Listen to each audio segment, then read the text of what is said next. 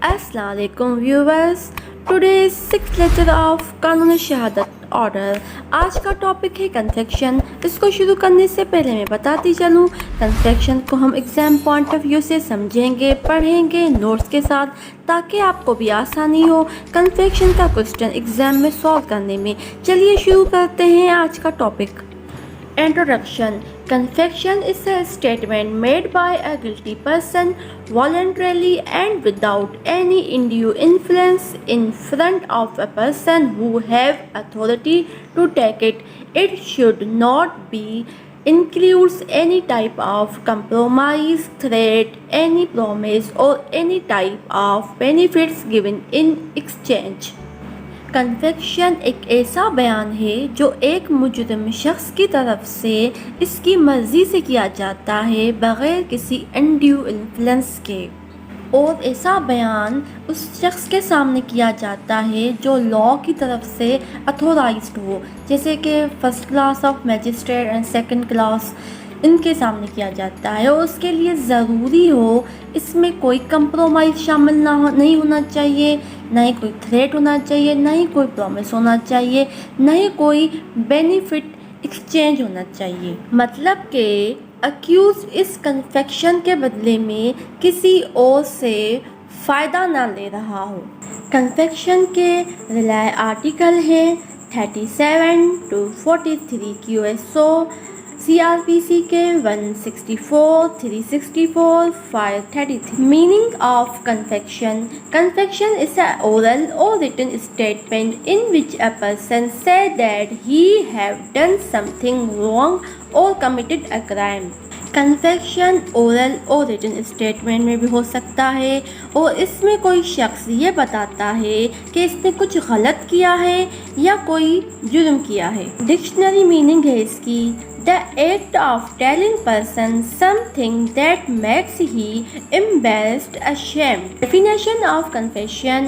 An act of confession, especially a disclosure of one's sins in the sacrament of reconciliation. Confession अपने ही गुनाहों को जाहिर करने का अमल है. Requirements of confession. confession के लिए क्या रिक्वायरमेंट ज़रूरी है? इन पर्सन होना चाहिए और वॉलंटरीली होना चाहिए, यानी कि उसकी रजामंदी के साथ होना चाहिए. विदाउट इन्फ्लुएंस होना चाहिए. फ्री ऑफ हैंडकफ, यानी कि मुल्ज़िम को फ्री ऑफ हैंडकफ कर दिया जाएगा. जब कन्फेक्शन उससे लिया जाएगा वो हथकड़ियों से उसको आज़ाद कर दिया जाएगा. Kinds of confection. Main kinds है इसके जुडिशल कन्फेक्शन, जो कि मैजिस्ट्रेट के सामने दिया जाता है. एक्स्ट्रा जुडिशल कन्फेक्शन, जो अंडर द पुलिस कस्टडी में कन्फेक्शन दिया जाता है. Others kinds.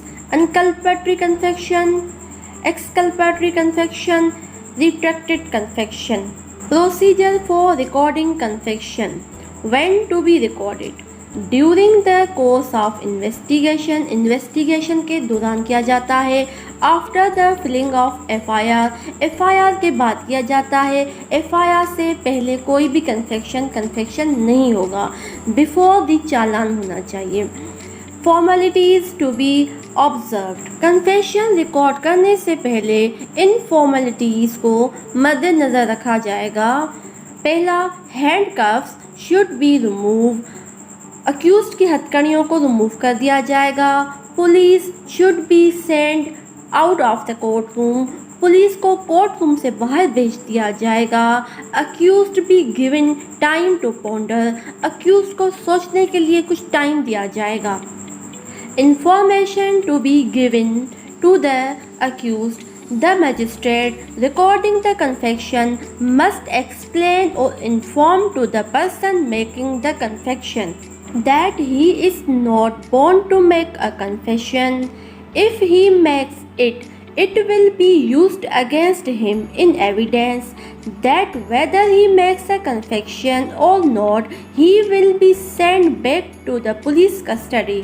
Magistrate confection record करने से पहले अक्यूज्ड को इन्फॉर्म करेगा एंड एक्सप्लेन करेगा कि वो बॉन्ड नहीं है कि वो कन्फेक्शन दे, और उसने कन्फेक्शन दे दिया तो वो उसके ख़िलाफ़ यूज़ होगा एविडेंस में।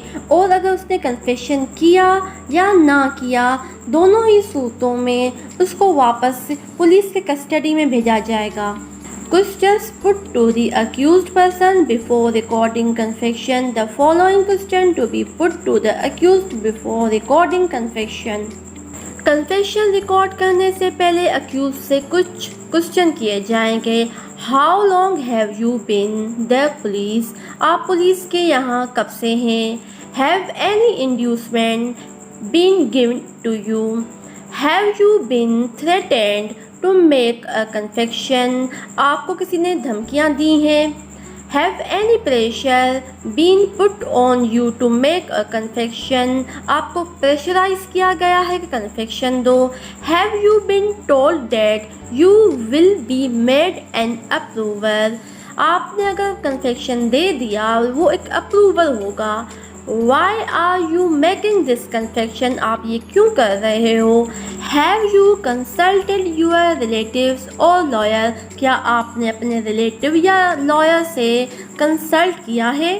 Confession when not admissible.